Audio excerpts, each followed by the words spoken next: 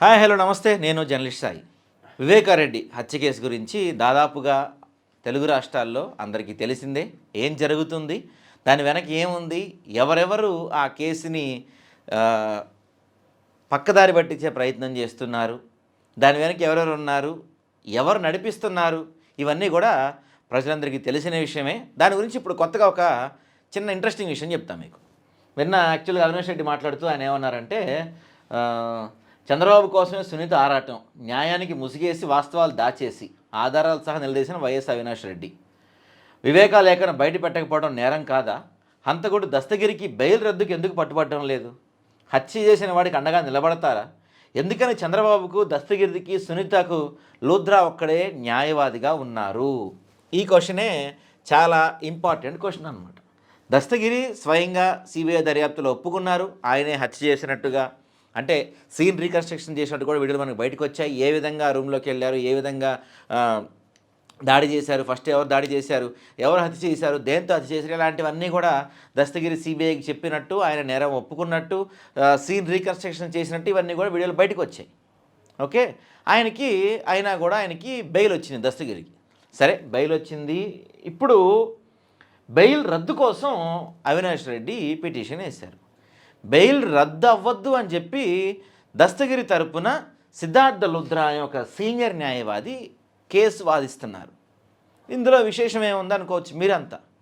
సిద్ధార్థ లుధ్రాతో మనం కేసు వాదించుకోవాలంటే సామాన్యులు మనలాంటి వాళ్ళు అయితే అవే పని కాదు. అది తెలుగు రాష్ట్రాల్లో ఆయన ప్రధానంగా వాదిస్తున్న కేసులు ఏంటి? గతంలో మీ అందరికి గుర్తుండే ఉంటుంది, ఈ స్కిల్ స్కామ్ కేసులో చంద్రబాబు నాయుడు గారిని అరెస్ట్ చేసినప్పుడు, అదుపులో తీసుకున్నప్పుడు ఒక 10 మంది లాయర్లు ఢిల్లీ నుంచి హుటాహుటిన విమానం వేసుకుని ఇక్కడికి వచ్చారు. సిద్ధార్థ లుధ్రా అక్కడి నుంచి ఆన్లైన్లో వాదనలు వినిపించారు.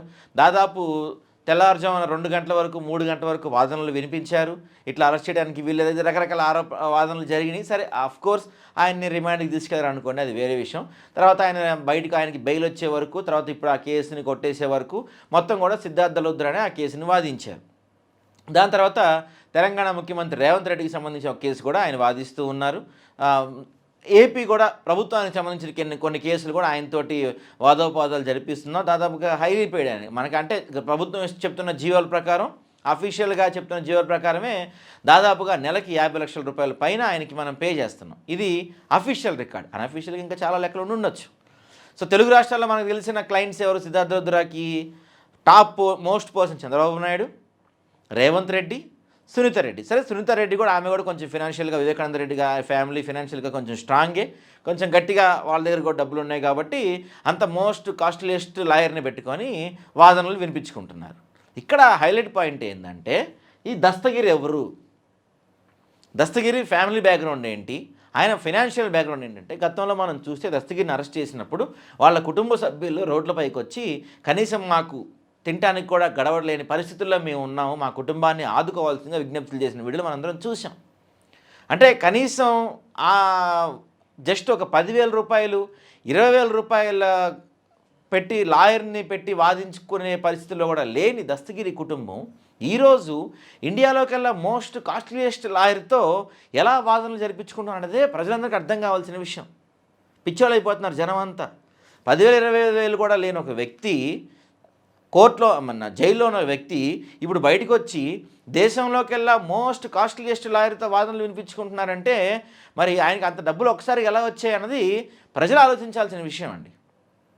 పోనీ సిద్ధార్థ లుధ్రానే, అరే లేదు దస్తగిరి మంచోడు, పాపం ఆయన హత్య చేయలేదు, ఆయనపైన అనవసరంగా ఆయనపైన కేసు మోపారు, ఆయనకి న్యాయం చేయాలి, నేను నాకు వచ్చిన వృత్తి మొత్తం, నా టాలెంట్ మొత్తం బయటపెట్టి ఆయన్ని కాపాడాలి అని అనుకుంటే డైరెక్ట్గా దస్తగిరే చెప్తున్నాడు కదా, నేనే హత్య చేశాను రా బాబు, ఎట్లా చేశాను ఏంటో డైరెక్ట్గా ఆయనే చెప్తున్నాడు కదా. ఆయన నేరం ఒప్పుకున్నాడు కదా, ఒప్పుకున్న ఆయన కాపాడటానికి ఏముంది దాంట్లో? నాకు అర్థం కావట్లేదు.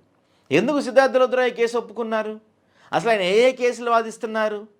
Sunitha Reddy case, Chandrababu Naidu case, Revanth Reddy case, ఆ తర్వాత దస్తగిరి కేసు వాదిస్తున్నాడు.